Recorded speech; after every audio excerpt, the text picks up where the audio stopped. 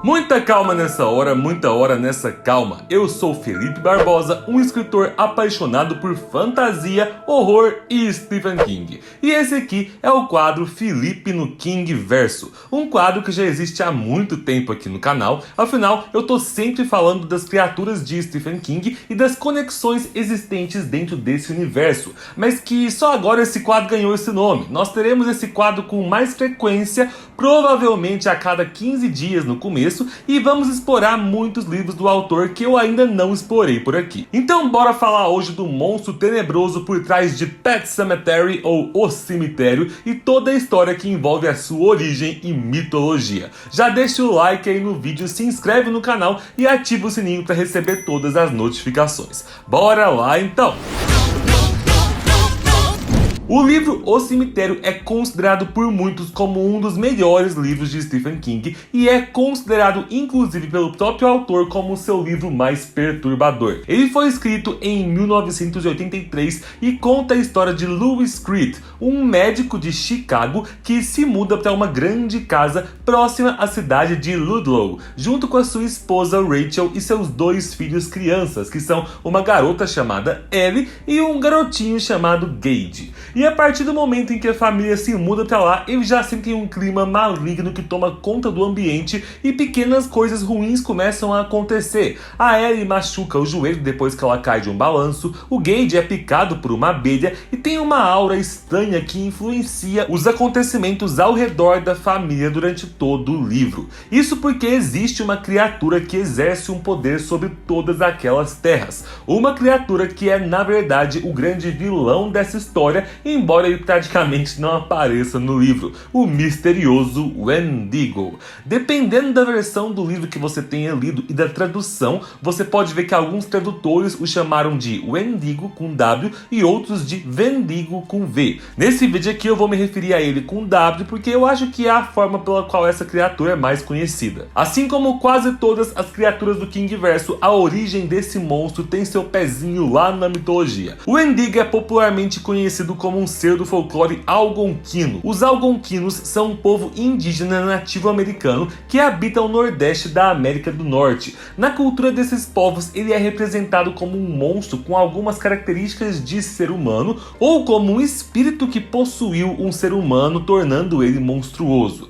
Historicamente, o Wendigo está associado ao assassinato, à ganância insaciável e aos tabus culturais contra esses comportamentos, sendo muitas vezes ligado ao canibalismo. Já na mitologia adaptada e recriada pelo Stephen King, o Wendigo surge como um demônio primal que tem domínio sobre a vida e a morte, tendo capacidade de controlar ou influenciar todos os organismos vivos que existem no seu território. Muitos fãs do autor acreditam que o Wendigo pode estar relacionado com as Três Moiras, por causa da sua relação com o limiar entre a vida e a morte. Peraí, Felipe, as Três Moiras? Você tá falando das parcas, aquelas senhoras que controlam o fio da vida da mitologia grega e romana? O que elas têm a ver com Stephen King? Bom, muita gente não sabe, mas essas três figuras estão presentes no universo do autor, mas representadas na forma de três homens. No livro Insônia, que é um livro não tão falado do autor porque ele é meio sem graça, na minha opinião.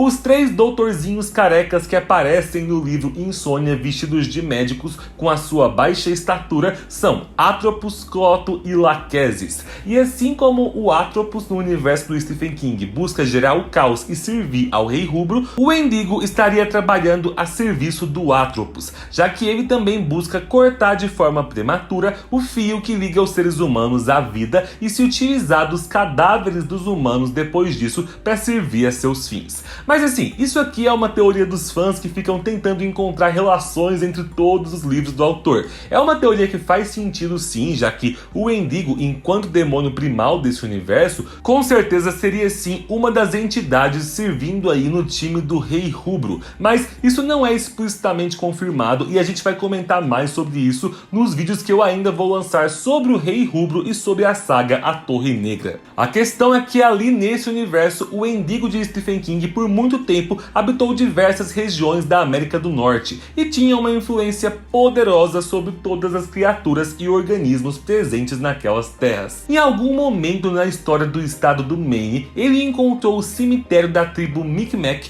no lugar que futuramente se tornaria a cidade de Ludlow.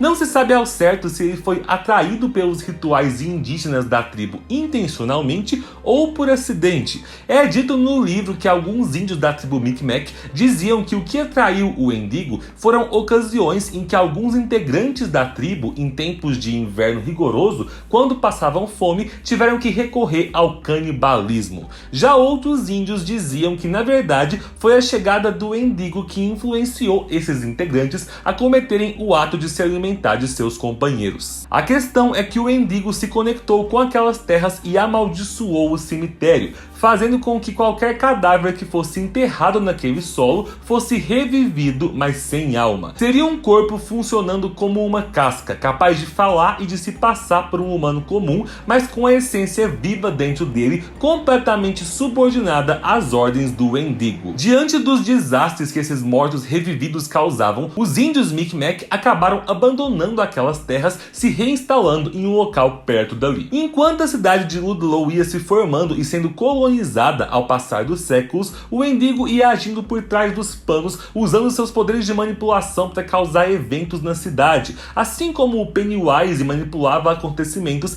na pequena cidade de Derry. Ao longo do século XX, a estrada rodoviária que passava por Ludlow se tornou muito frequentada, especialmente por caminhões de carga, e conforme o que é descrito no livro, naquele trecho da estrada que passava pela cidade, os motoristas dirigiam de forma extremamente rápida e imprudente. Esse comportamento irresponsável dos caminhoneiros naquela região pode ser entendido como algo causado pela influência da criatura, o que acabava resultando no atropelamento de vários animais, tanto selvagens quanto animais domésticos da vizinhança. Isso fez inclusive com que as crianças da região se juntassem e construíssem um cemitério de animais para enterrar os seus bichinhos falecidos. É possível que até mesmo a construção desse cemitério tenha surgido como ideia na cabeça das crianças por influência do Wendigo, já que ele foi construído ao redor das terras do antigo cemitério Micmac, o que fazia com que vez ou outra alguém acabasse enterrando o animal nas terras amaldiçoadas. O personagem Judd Crandall, que era um dos habitantes de Ludlow desde o seu nascimento, quando criança ele teve o seu cachorro morto enterrado nas terras além do cemitério de animais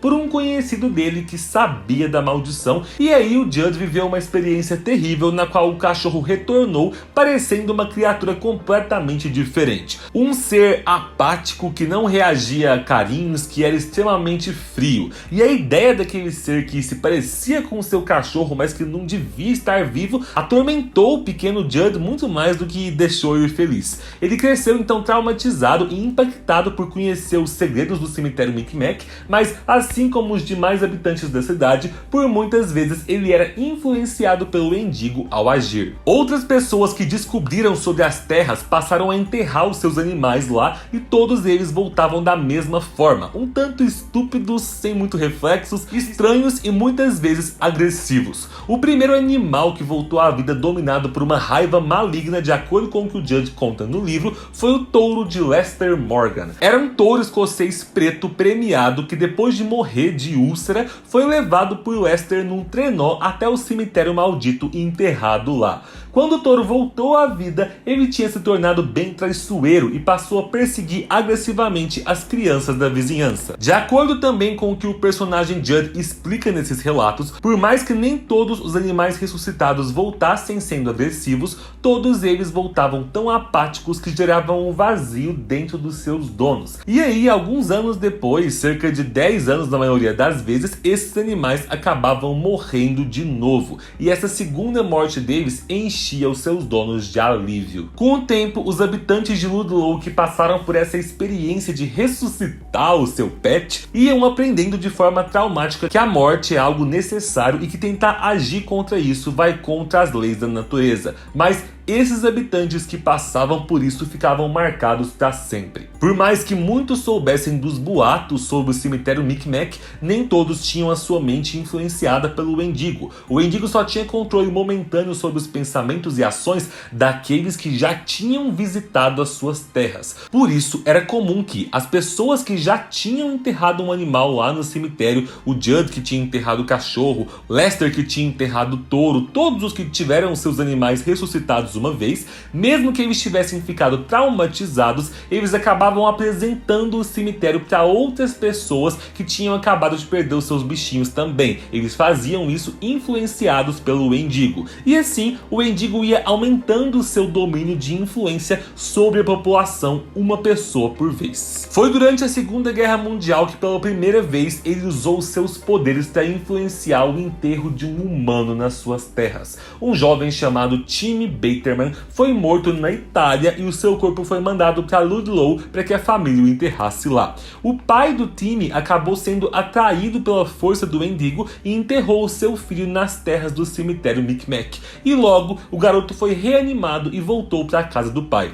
Mas o Timmy Baterman não era mais humano. E enquanto os animais que já tinham sido reanimados no passado podiam facilmente passar por animais apáticos ou raivosos, de acordo com os moradores da cidade, era nítido que aquele corpo revivido do Timmy era apenas uma casca possuída por uma espécie de demônio, que era na verdade a força maligna do Wendigo. Nas palavras do livro, apenas por vê-lo sorrir, uma pessoa já tinha vontade de gritar. Tinha cheiro de sepultura, era um cheiro nauseante, como se tudo dentro dele estivesse sem vida. Podre. Foi então que um grupo de moradores da cidade, junto com o Judd Crandall, que nessa época já era adulto, se reuniu e foi até a casa do Timmy, exigindo que o pai dele consertasse aquilo e desfizesse o mal que ele tinha desencadeado ao ressuscitar o filho. O pai, obviamente, se recusou a admitir que o garoto tinha voltado à vida, dizendo que a morte dele tinha sido um engano,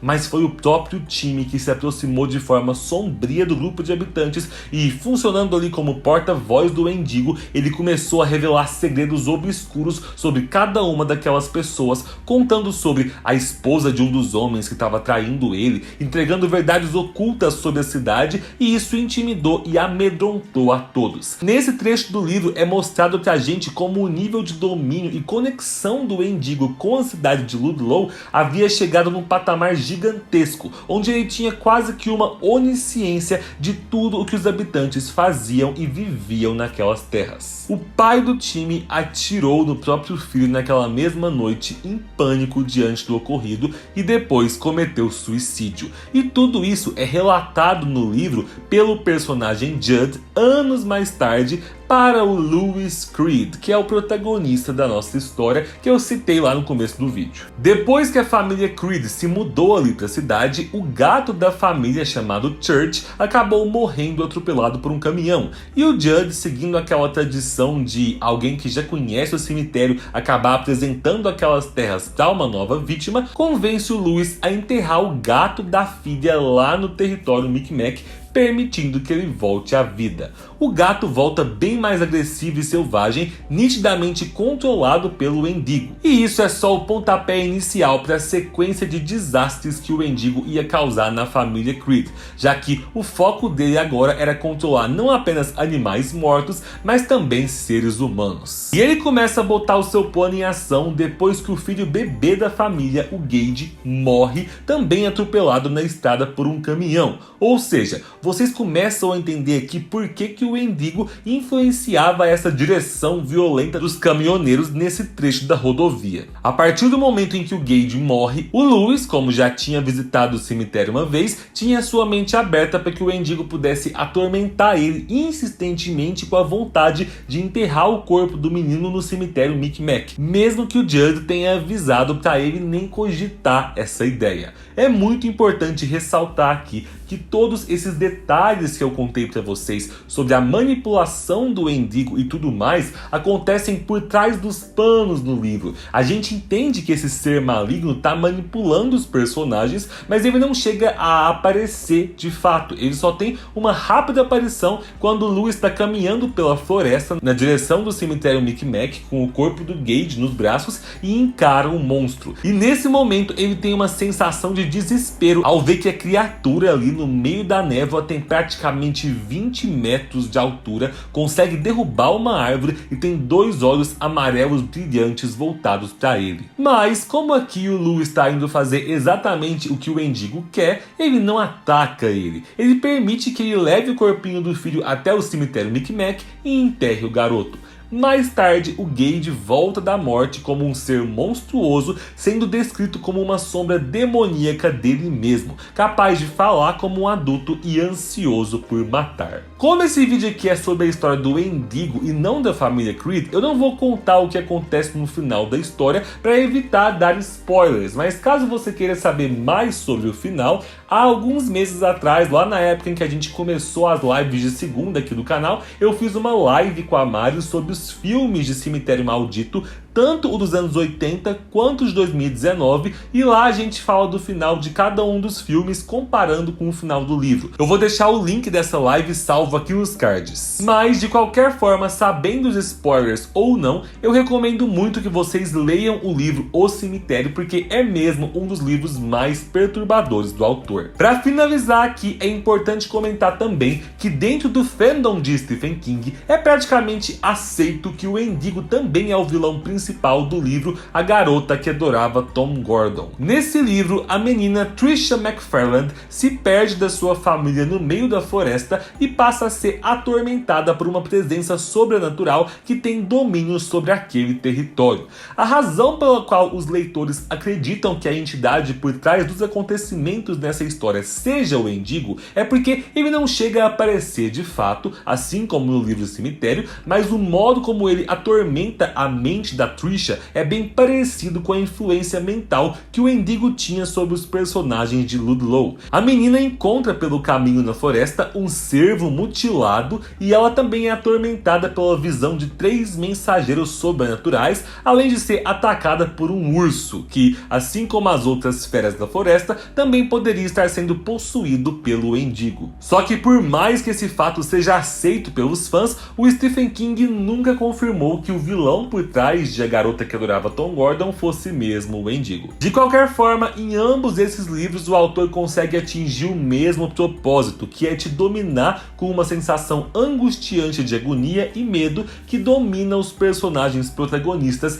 mesmo que o monstro da história nunca apareça visivelmente. É por isso que eu acho o Wendigo uma das melhores criaturas malignas do Kingverso, porque mesmo não tendo tanto destaque no livro em que ele aparece, ele constrói um clima ali no ambiente que se faz presente o tempo todo. Bom, cambada, é isso. Deixem aí os seus comentários sobre o que acharam do livro, quem já leu, ou o que acharam do filme, quem já assistiu. Eu espero que vocês tenham gostado de saber mais sobre uma das criaturas do Stephen King. E em breve a gente volta com mais seres malignos nesse quadro aqui. Um beijo e tchau!